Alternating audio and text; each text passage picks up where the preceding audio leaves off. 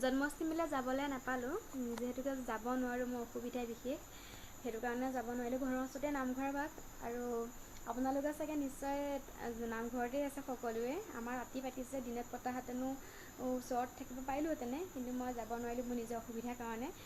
আৰু এতিয়া ৰাতি 11টা বাজিছে, যিহেতুকে নামঘৰত নাম গাইছে, খাবৰ হোৱা টাইম নাই। আৰু ভাতো আমি আছিলে, ভাত নাখালেও, ভাত খাবলৈ মন নগ'লে নামঘৰৰ পৰা আনিম বুলি ক'লে আমাৰ কাৰণে খিচিৰি আৰু ভাজি। সেয়েহে এতিয়া বাবলিয়েও এতিয়া খিচিৰি ভাজিৰ কাৰণে ৰখি মই বিচনা পাৰি দিলোঁ কিন্তু তথাপিও আহি পোৱাহি নাই আমাৰ কাৰণে এতিয়ালৈকে খিচিৰি ভাজি, কাৰণ নাম চাগে সামৰি হোৱা নাই।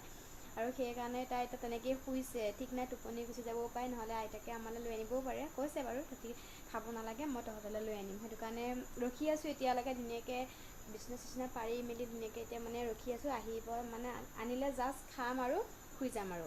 এতিয়ালৈকে আহি পোৱাই নাই, এতিয়া তাত চাগে কি বা কৰি আছে, নাম চাম গাই চাগে একদম ধুনীয়াকৈ। এতিয়া মনটো যাব পৰা নাই, বহুত বেয়া লাগিছে, কাৰণ আজি বহুত ফূৰ্তি কৰিলোঁহেঁতেন, আমি নাম সকলোৱে গালোঁহেঁতেন ধুনীয়াকৈ, হাঁহি মাতি ধেমালি কৰিলোঁহেঁতেন, কিন্তু মই যাব নোৱাৰোঁ, কি কৰিব, উপায় নাই ন। সেইটো কাৰণে ঘৰতে আছোঁ। আৰু আপোনালোকেও নিশ্চয় জন্মাষ্টমী ভালকৈ পালন কৰিছে তেনেহ'লে।